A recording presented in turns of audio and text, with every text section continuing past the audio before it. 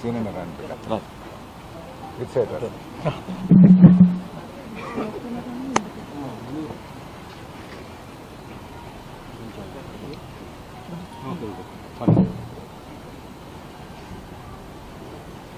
Start చేయొచ్చా బాబు? అందరికీ నమస్కారం. ముఖ్యంగా ఈరోజు రాష్ట్రంలో శాంతి భద్రతలు పూర్తిగా దెబ్బతిన్నాయి. దీనికి కారణం ఎవరన్నా ఉన్నారు అంటే అది రాష్ట్ర ముఖ్యమంత్రి రేవంత్ రెడ్డి గారు. చేసిందంతా చేసి ఇవాళ ముఖ్యమంత్రి గారు శాంతి భద్రతల మీద రివ్యూ చేస్తారట. ఉదయమే డీజీపీ గారు హైదరాబాద్ బ్రాండ్ ఇమేజ్ కాపాడడానికి కఠినంగా వ్యవహరిస్తాము అని డీజీపీ గారు, ముఖ్యమంత్రి గారు ప్రెస్ రిలీజులు ఇచ్చారు. మరి నిన్నేమైంది? నిన్న గాంధీ గారికి పాయిలెట్ ఇచ్చి అడిషనల్ డీసీపీ గారిని ఎస్కార్ట్గా పెట్టి 8 పోలీస్ స్టేషన్లు దాటించి మా కౌశిక్ రెడ్డి గారి ఇంటి వరకు తెచ్చి దాడి చేయించారే. మరి నిన్న ఏమైంది మీ లా అండ్ ఆర్డర్ని అడుగుతా ఉన్నా. నిన్ను ఆపొచ్చు కదా. గాంధీ గారిని నిన్ను ఆపుంటే ఈ హైదరాబాద్ బ్రాండ్ ఇమేజ్ ఇంత దెబ్బతినేదా? కూకట్పల్లి నుంచి 2 గంటలు ప్రయాణం చేసి 8 పోలీస్ స్టేషన్లు దాటి కౌశిక్ రెడ్డి గారు ఉండే గేటెడ్ కమ్యూనిటీ వరకు కూడా తీసుకొచ్చి ఇంటి లోపలికి పంపించి దాడి చేయించారు కదా. మరి నిన్నేమైంది డీజీపీ గారు? మీరెందుకు నిన్న యాక్ట్ చేయలేదు డీజీపీ గారు అని నేను అడుగుతా ఉన్నా. నిన్న నిజంగా నువ్వు యాక్ట్ చేసి ఉంటే ఈ పరిస్థితులు వచ్చేదా రాష్ట్రంలో? దీనికి కారణం రాష్ట్ర ముఖ్యమంత్రిది, ఇది డీజీపీ గారిది కాదా అని నేను అడుగుతా ఉన్నా. చేయాల్సిందంతా చేసి ఇప్పుడేందో సన్నాయి నొక్కులు నొక్కుతుండ్రు. ముఖ్యమంత్రి దిక్కు, డీజీపీ దిక్కు. ఇంకేందో రివ్యూ చేస్తారట ఇవాళ మధ్యాహ్నం. ఏం రివ్యూ చేస్తావు? ఇంకా సూటికి ఎట్లా కొట్టాలి, ఇంకెవరిని కొట్టాలి, ఎవరెవరి మీద దాడులు చేయాలని చేస్తావా? అసలు ఉందా ఈ రాష్ట్రంలో లా అండ్ ఆర్డర్ ఉందా? ఖమ్మం పోతే మా మీద రాళ్ల దాడి చేస్తే, ఎమ్మెల్యేల మీద రాళ్ల దాడి చేస్తే 10 రోజులైనా ఎఫ్ఐఆర్ ఇష్యూ కాలేదు. 10 రోజులైనా ఆ గుండాలను ఇంతవరకు అరెస్ట్ చేయలేదు. నిన్నేం జరిగింది? కౌశిక్ రెడ్డి గారింటి మీద రాళ్ల దాడి చేసినటువంటి వాళ్ళకేమో రాచ మర్యాదలు. పోలీస్ స్టేషన్లో వాళ్ళకి మంచిగా బిర్యానీలు తినిపించి, సమోసాలు తినిపించి, ఛాయలు దాయిపించి, ఎస్కాట్ ఇచ్చి గాంధీ గారిని ఇంటి దగ్గర దించి వస్తుంది. ఫిర్యాదు చేయడానికి వచ్చిన మమ్మల్ని ఏమో అరెస్ట్ చేసి 2 గంటలు హైదరాబాద్ అంతా తిప్పి అర్ధరాత్రి జంగల్లో మహబూబ్ నగర్లో ఇడిచిపెట్టింది మమ్మల్ని. అంటే అసలు లా అండ్ ఆర్డర్ పోలీసులు వ్యవహరించే తీరు ఇదేనా నేను అడుగుతా ఉన్నా. అసలు రాష్ట్రంలో లా అండ్ ఆర్డర్ ఉందా అని అడుగుతా ఉన్నా. గతంలో బీఆర్ఎస్ ఎమ్మెల్యేలు మేము నల్లగొండకు వెళ్తే డైరెక్ట్గా మా బస్సు మీద కేటీఆర్ గారు మొత్తం 20 మంది ఎమ్మెల్యేలు ఉన్న మా బస్సుల మీద కోడిగుడ్లతో రాళ్లతో దాడి చేశారు. ఖమ్మం పోతే ఎమ్మెల్యేల మీద, బీఆర్ఎస్ ఎమ్మెల్యేల మీద దాడి చేశారు. సిద్దిపేటలో నా క్యాంపు కార్యాలయం మీద దాడి చేశారు. కౌశిక్ రెడ్డి ఎమ్మెల్యే గారింటి మీద దాడి చేశారు. ఏ ఒక్క విషయంలోనైనా పోలీసు యాక్ట్ చేసిందా? ఎక్కడన్నా అరెస్టు జరిగినాయా? అంటే ఇవాళ ఏమైపోయిందంటే మీరే ఈ రకంగా రెచ్చగొడతా ఉన్నారు. ఇవాళ ముఖ్యమంత్రి గారు ఆయనే దీనికి మూల కారణం. ఎందుకంటే ముఖ్యమంత్రి గారు ఆయన నోరు అదుపులో పెట్టుకోవాలి. ఆయన మాట్లాడే భాష బజారు భాష, రెచ్చగొట్టే విధంగా ముఖ్యమంత్రి గారే మాట్లాడతారు. పేగులు తీసి మెడలు వేసుకుంటా, లాగులలో తొండలు జొరగొడతా అని పిచ్చి పిచ్చిగా ముఖ్యమంత్రిగా ఉండి రాగద్వేషాలకు అతీతంగా ప్రవర్తించాల్సిన ముఖ్యమంత్రే రెచ్చగొట్టే విధంగా మాట్లాడితే డెఫినెట్గా కింద మీ కార్యకర్తలు కూడా అట్లనే చేస్తారు కదా. ఇప్పుడు ఇదే గాంధీ అయినా దానం నాగేందర్ బీఆర్ఎస్లో పనిచేసిండ్రు. కేసీఆర్ నాయకత్వంలో పనిచేసినప్పుడు ఎట్లున్నారు, రేవంత్ రెడ్డి నాయకత్వంలో పనిచేస్తే వాళ్ళ వ్యవహారం ఎట్లున్నది? 10 ఏళ్లు కేసీఆర్ నాయకత్వంలో ఎప్పుడైనా మాట్లాడినరా వీళ్ళు? ఈ రకంగా రౌడీల్లాగా వ్యవహరించిండ్రా? ఇవాళ ఎందుకంటే యథా రాజా తదా ప్రజ అన్నట్టు రేవంత్ రెడ్డి భాష, రేవంత్ రెడ్డి విధానం వల్ల ఇవాళ వాళ్ళ నాయకులు కూడా అట్లే మాట్లాడుతున్నారు. ఇవాళ వాళ్ళ మంత్రి కూడా మాట్లాడిండు, కోమటిరెడ్డి వెంకటరెడ్డి. బీఆర్ఎస్ వాళ్ళు ఎక్కడైనా విమర్శిస్తున్నట్టు వాళ్ళని కొట్టండి అని రాజ్యాంగం మీద ప్రమాణం చేసిన మంత్రే రెచ్చగొడుతుంటే ఇంకా లా అండ్ ఆర్డర్ ఎక్కడుందే? ఇవాళ రివ్యూ చేయాల్సింది ఫస్ట్ నిన్ను నువ్వు రివ్యూ చేసుకోవాలి, నీ మంత్రుల్ని రివ్యూ చేయాలి. నువ్వు చక్కగా లేవు ఫస్ట్. పాపం పోలీసులు ఏమంటావు?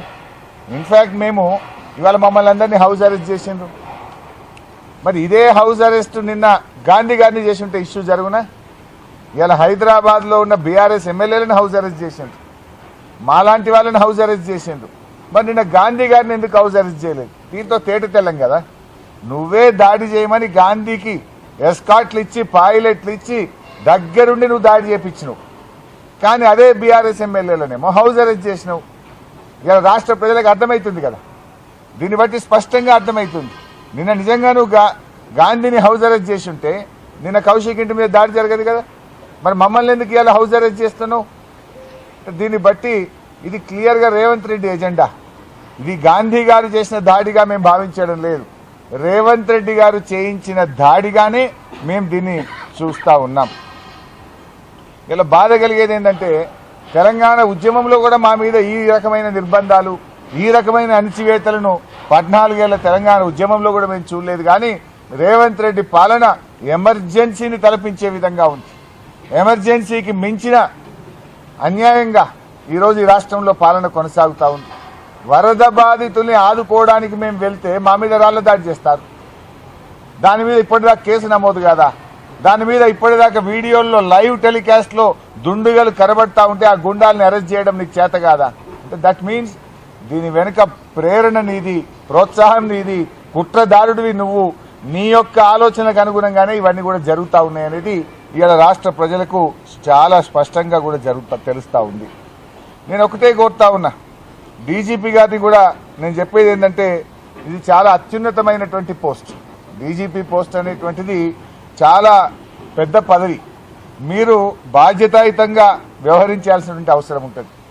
రేవంత్ రెడ్డి గురించి మీకు తెలియంది కాదు, గతంలో ఇదే రేవంత్ రెడ్డి గారిని హౌస్ అరెస్ట్ చేయడానికి వెళ్ళిన పోలీసులను బండబూతులు తిట్టిండు. వీడియోలు ఇవాళ సోషల్ మీడియాలో వస్తున్నాయి. నా నోటితో మాట్లాడి నా నోరు ఖరాబ్ చేసుకొని, కానీ ఆయన ఎంత చిల్లర మాట్లాడిండు.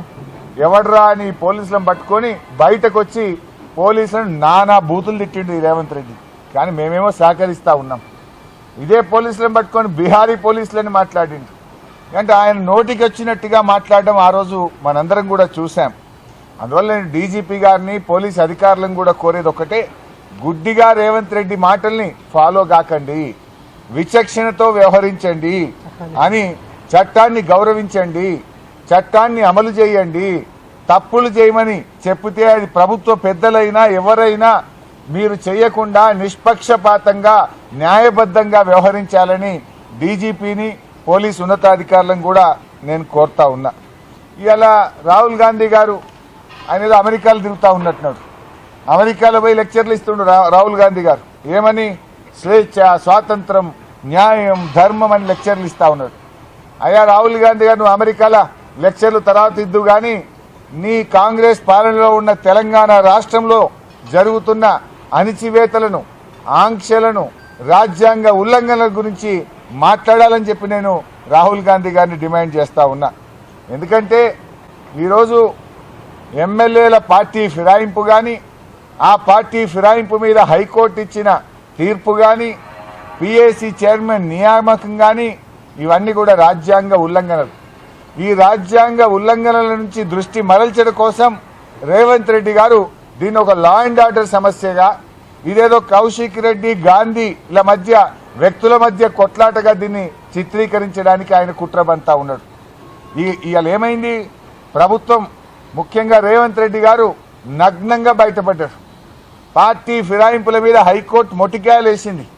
మీరు చేస్తారా, మళ్ళీ సూమోటో కేసు టేకప్ చేయమంటారా అని హైకోర్టు డైరెక్ట్గా అడిగింది. దాని నుంచి దృష్టి మరల్చడానికి కౌశిక్ రెడ్డి గారి మీద అటాక్ చేయించి ఇది రాజ్యాంగ ఉల్లంఘన కాదు, ఇదేదో లా అండ్ ఆర్డర్ సమస్యగా తీర్చిదిద్దే విధంగా రేవంత్ రెడ్డి గారు కుట్ర చేస్తూ ఉన్నారు. అంటే బేసిక్గా కూడా రేవంత్ రెడ్డి గారిది ఏంటంటే అన్నీ కూడా డైవర్షన్ టాక్టిక్స్. ఆయన ఎప్పుడు కూడా ఒక సమస్య నుంచి తప్పించుకోవడానికి ఒక కొత్త సమస్యను సృష్టించే ప్రయత్నం, ప్రజల దృష్టి మరల్చే ప్రయత్నం, ఇవన్నీ కూడా రేవంత్ రెడ్డి గారు మొదటి నుంచి కూడా చేస్తూ ఉంటారు. ఇవాళ 6 గ్యారంటీల అమలు గురించి మేము మాట్లాడుతూ ఉంటే, దాని గురించి ఎప్పుడైనా మేము గ్యారంటీల గురించి పోరాటం చేస్తే దాన్ని మర్పించడానికి ఒక డ్రామా చేస్తుంటాడు. రుణమాఫీ గురించి బీఆర్ఎస్ పార్టీ పోరాడితే హైడ్రా అనే ఒక డ్రామాను ముంగట పెట్టిండు. ఖమ్మం వెళ్లి వరద బాధితులకు సాయం చేయడంలో కాంగ్రెస్ ప్రభుత్వ ఫెయిల్యూర్ను మేము ఎండగట్టే ప్రయత్నం చేస్తే అక్కడ రాళ్ల దాడితో ఓ డ్రామాను క్రియేట్ చేసే ప్రయత్నం చేసిండు. హైకోర్టు ఎమ్మెల్యేల డిస్క్వాలిఫికేషన్ మీద మొట్టికాయలు వేస్తే పిఏసీ చైర్మన్ ను అపాయింట్ చేసి డైవర్షన్ డ్రామాను తెరలేపిండు. రైతు బంధు ఎందుకు ఇస్తలేవు, ఇంకెప్పుడు ఇస్తావు రైతు భరోసా అంటే కాళేశ్వరం లీక్ అయిందని దానికి ఒక డ్రామాలు పెడతా ఉంటాడు. అయ్యా రేవంత్ రెడ్డి గారు, నువ్వు ఎన్ని డ్రామాలు ఆడినా తెలంగాణ ప్రజలు తప్పకుండా సమయం వచ్చినప్పుడు నీ ప్రభుత్వానికి సమాధి కడతారు. డ్రామాలు కట్టిపెట్టు, ప్రజలకిచ్చిన హామీలు అమలు చేయమని చెప్పి ఈరోజు మేము డిమాండ్ చేస్తా ఉన్నాం. నువ్వు అనుకోవచ్చు ఏదో రాళ్ళు విసురుతున్నాం, వీళ్ళు భయపడతారనుకున్నాం. మాకేమీ పోరాటాలు కొత్త కాదు, ఉద్యమాలు కొత్త కాదు, అరెస్టులు అంతకంటే కొత్త కాదు. 14 ఏళ్లు కొట్లాడిన వాళ్ళం, జైలుకు పోయిన వాళ్ళం, లాఠీ దెబ్బలు తిన్న వాళ్ళం, పదవులను త్యాగం చేసి తెలంగాణ సాధించిన వాళ్ళం. అందుకే ఇవాళ తెలంగాణ గురించి చాలా బాధ్యతగా మేము ఆలోచిస్తా ఉన్నాం. సరే, నువ్వు మొన్న ఖమ్మంలో రాళ్లతో కొట్టియచ్చు, నిన్న హైదరాబాద్ లో కౌశిక్ రెడ్డి ఇంటి మీద రాళ్లతో కొట్టించచ్చు. ఎన్ని రాళ్లు విసిరుతో విసురు, ఆ రాళ్లే రేపు మళ్లీ బీఆర్ఎస్ ప్రభుత్వం రావడానికి పునాది రాళ్లుగా మారుతాయి. రేవంత్ రెడ్డి గుర్తుపెట్టుకో అని చెప్పి నేను హెచ్చరిస్తా ఉన్నా. ఎందుకంటే ఈరోజు మేమేమో ఒక బాధ్యతాయుతమైన పార్టీ, పోరాడి తెలంగాణ తెచ్చిన వాళ్ళం, 14 ఏళ్లు కష్టపడి తెలంగాణ తెచ్చిన వాళ్ళం, 10 ఏళ్లు కేసీఆర్ పాలనలో దేశానికి ఆదర్శంగా తెలంగాణను నిలిపినటువంటి వాళ్ళం. అందుకే మీరు మొన్న చూస్తే 16వ ఆర్థిక సంఘం వస్తే రాష్ట్రానికి మేము రాష్ట్ర ప్రభుత్వం గురించి మాట్లాడలే. రాజకీయాలకు అతీతంగా రాష్ట్ర ప్రభుత్వం అనేక వైఫల్యాలు ఉన్నాయి. 16వ ఆర్థిక సంఘానికి తప్పుడు లెక్కలు ఇచ్చింది. కానీ రాష్ట్ర ప్రయోజనాల కోసం ఆర్థిక సంఘం ముందు రాష్ట్రం పరువు తీయొద్దని చెప్పి మేము చాలా బాధ్యతాయుతంగా ప్రభుత్వం కంటే బలమైనటువంటి వాదనను 16వ ఆర్థిక సంఘం ముందు వినిపించాం. కేంద్రం తెలంగాణకు ఎట్లా అన్యాయం చేస్తుందో చెప్పాం. నీటిపారుదల ప్రాజెక్టులకు 40,000 కోట్లు కేటాయించాలని అడిగాం. మిషన్ భగీరథకు 20,000 కోట్లు కావాలని అడిగాం. సూపర్ స్పెషాలిటీ ఆసుపత్రులకు 10,000 కోట్లు కావాలని అడిగాం. పాలమూరు రంగారెడ్డిని జాతీయ ప్రాజెక్టు చేయమని అడిగాం. అనేక విషయాలు ఆర్థిక సంఘానికి చెప్పాం. కానీ మేం చెప్పినంత గట్టి వాదన కూడా రాష్ట్ర ప్రభుత్వం ఆర్థిక సంఘానికి చెప్పలేకపోయింది. ఎందుకు మేం చెప్పినాం? నిజంగా మాకు రాజకీయమే ముఖ్యం అనుకుంటే రేవంత్ రెడ్డి ప్రభుత్వాన్ని తప్పుపడదాం. కానీ రాష్ట్రం ముఖ్యం అనుకున్నాం, ప్రజలు ముఖ్యం అనుకున్నాం కనుక ప్రభుత్వం కంటే బలమైన వాదన 16వ ఆర్థిక సంఘం ముందు మేము వినిపించాం. అది మాకు తెలంగాణ ప్రజలతో ఉన్నటువంటి పేగుబంధం. మాది మీరు ఎన్ని గృహ నిర్బంధాలు చేసినా మా సంకల్పాన్ని మీరు నీరుగార్చలేరు, మా సంకల్పాన్ని దృష్టి మరల్చలేరు అనేటువంటి విషయాన్ని కూడా రేవంత్ రెడ్డి గారి ప్రభుత్వానికి ఆయనకు చెప్పదలుచుకున్నాం. ముఖ్యంగా ఈరోజు అనేక విషయాలు మనం గమనిస్తూ ఉన్నాం. జర్నలిస్టులను కూడా మేము కోరేది ఒక్కటే, ఇలా మీ మీద కూడా దాడి జరుగుతూ ఉంది, న్యాయం మాట్లాడే పరిస్థితి లేదు. యూట్యూబ్ ఛానళ్ల మీద ఆయన దాడి చేస్తాడు. అదే యూట్యూబ్ ఛానల్ గతంలో ఆయనకు అందంగా కనబడ్డాయి, ఇవాళ యూట్యూబ్ ఛానల్ అని తింటూ ఉంటాడు. జర్నలిస్టుల మీద దాడి చేస్తూ ఉంటారు, మాట్లాడితే గృహ నిర్బంధాలు పెడతా ఉంటాడు. మరి ఆ రోజు నువ్వు గృహ నిర్బంధాల మీద ఏం మాట్లాడినావు? ఇవాళ మమ్మల్ని గృహ నిర్బంధాల్లో పెడతా ఉన్నావు. అయినా మేము సహకరిస్తాం. ఎందుకంటే ఈ రాష్ట్రం ప్రతిష్ట దెబ్బతినొద్దని, తెలంగాణ పోలీసుల గౌరవం దెబ్బతినొద్దని నిన్న మేము సహకరించినాం. నిన్న మేము అంత సంయమనంగా ఎందుకున్నాం, అంత ఓపికగా ఎందుకు సహకరించాం? మా సంయమనం వెనుక రాష్ట్ర ప్రయోజనం ఉంది, రాష్ట్ర భవిష్యత్తున్నది, తెలంగాణ పోలీసుల గౌరవం తగ్గద్దని అత్యంత సంయమనంగా నిన్న మేము సహకరించిన పరిస్థితి. ఈ రోజు కూడా మేము ఎందుకు సహకరిస్తున్నాం? దాడికి ప్రతిదాడి చేయలేక కాదు. రాజకీయాల్లో ఈ రాష్ట్ర ప్రయోజనాలు ఆలోచించే వాళ్ళు దాడులు ప్రతిదాడుల గురించి ఆలోచించొద్దు. రాష్ట్ర శ్రేయస్సు కోసం హైదరాబాద్ బ్రాండ్ ఇమేజ్ గురించి ఆలోచించాలి, హైదరాబాద్ లో పెట్టుబడులు దెబ్బతినకుండా ఆలోచించాలనే బాధ్యతాయుతంగా కేసీఆర్ నాయకత్వంలో మేము పనిచేసినటువంటి వాళ్ళం కనుకనే మేము ఎంతో సంయమనంతో ఉన్నాం. నీకు బాధ్యత లేదు. ఆనాడు తెలంగాణ వద్దని ఆంధ్రోళ్ళ కాలంకు అడుగులకు మడుగులొత్తుకుంటూ తిరిగినో నేను. రాష్ట్రం కోసం పోరాటంలో ఏనాడు కలిసి రానటువంటి వ్యక్తివి నువ్వు. ఆంధ్ర నాయకత్వం, ఆంధ్ర పాలకుల వెంట వాళ్ళ అడుగులకు మడుగులొత్తుకుంటూ తిరిగినటువంటి వ్యక్తివి నువ్వు. మేమేమో పోరాడి తెలంగాణ సాధించినటువంటి వాళ్ళం. నువ్వు ఇలా ఆంధ్ర నాయకుల గురించో ఆంధ్ర ప్రజల గురించి కూడా ఏదో ప్రేమ ఒలకబోస్తున్నాడు ఈయన.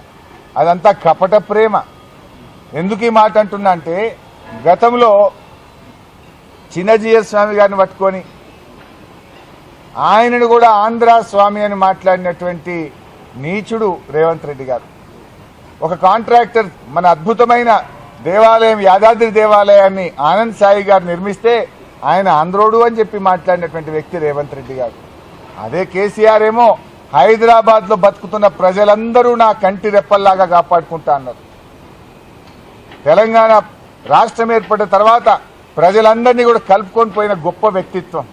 ఆంధ్ర తెలంగాణను ఈ దేశం అనకుండా ఎక్కడెక్కడి నుంచో వివిధ రాష్ట్రాల నుంచి ఇక్కడ కార్మికులు కూడా పనిచేస్తే కరోనా వస్తే వాళ్లకు పనులిచ్చి రైళ్లు పెట్టి భోజనం పెట్టి వాళ్ళని జాగ్రత్తగా వారి రాష్ట్రాలకు పంపినటువంటి మానవత్వం ఉన్న వ్యక్తి కేసీఆర్.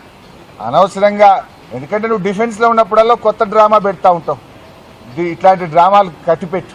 కేసీఆర్ ఏందో, కేసీఆర్ ఈ రాష్ట్ర భవిష్యత్తు కోసం అన్ని వర్గాల ప్రజల్ని ఏ రకంగా కలుపుకపోయినరో కూడా ఈ రాష్ట్ర ప్రజలకు కేసీఆర్ 10 ఏళ్ల పాలనలో చూశారు. స్పీకర్ గారు మొన్న పిఏసీ చైర్మన్ విషయంలో రాజ్యాంగ ఉల్లంఘన జరిగింది. నిన్న రేవంత్ రెడ్డి గారు కూడా మాట్లాడుతూ ఏమన్నాడంటే ఎన్నిక జరిగిందట. మీరు ఇలా పేపర్ చూడండి, ఉదయమే నేను 2-3 పేపర్లు చదివాను. పేపర్లో ఎన్నికల ప్రక్రియ ద్వారా పిఏసీ చైర్మన్ ఎన్నిక జరిగిందని నిన్న చిట్ చాట్లో రేవంత్ రెడ్డి గారు చెప్పాడు. ఇదో సమస్య రేవంత్ రెడ్డితో. చిట్ చాట్లో చెప్తాడు, నేనేడన్నా అంటాడు. నేను అన్నే లేదంటే, ఎందుకంటే దాని ప్రూఫ్ ఉండదు కదా, వీడియో ఉండదు.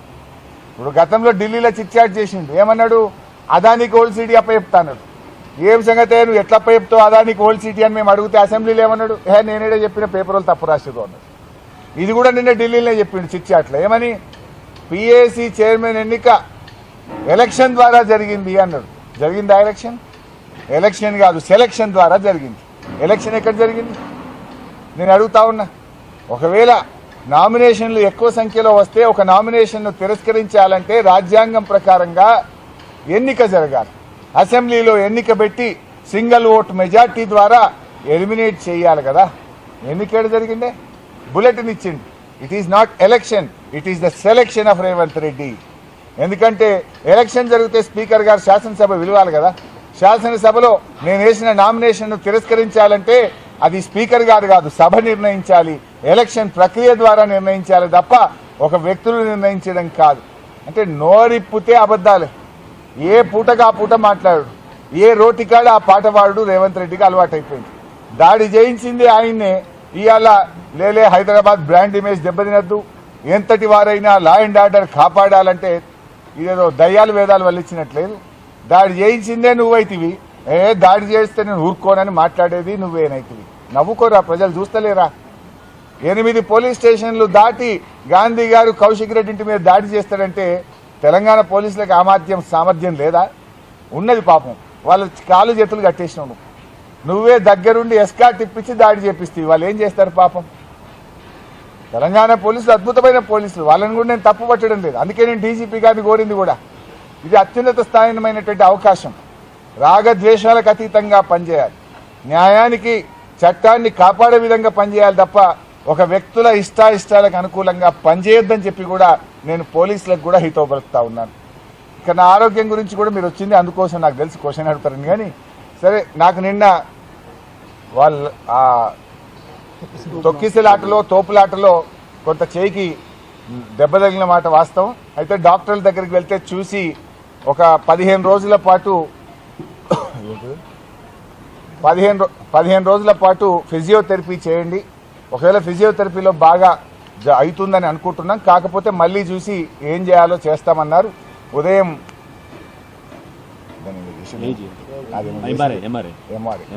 ఎంఆర్ఐ ద్వారా పరీక్ష చేసి ఎంఆర్ఐ రిపోర్ట్స్ చూసిన తర్వాత ఫిజియోథెరపీని సజెస్ట్ చేయడం జరిగింది. ఈరోజు రాష్ట్ర వ్యాప్తంగా జరిగిన అరెస్టులను తీవ్రంగా బీఆర్ఎస్ పార్టీ ఖండిస్తూ ఉంది. రాష్ట్రంలోని అన్ని పోలీస్ స్టేషన్లలో ఆదిలాబాద్ నుంచి ఆలంపూర్ దాకా మరి అన్ని చోట్ల కూడా మా నాయకులను అర్ధరాత్రి పూట మహిళలను కూడా చూడకుండా అరెస్ట్ చేయడం జరిగింది. ఇది చాలా దుర్మార్గం. ఈ అరెస్టులను తీవ్రంగా ఖండిస్తూ ఉన్నాం. ఈ రాష్ట్ర వ్యాప్తంగా అరెస్ట్ చేసినటువంటి వారిని వెంటనే విడుదల చేయాలని చెప్పి కూడా బీఆర్ఎస్ పార్టీ డిమాండ్ చేస్తుంది. Thank you.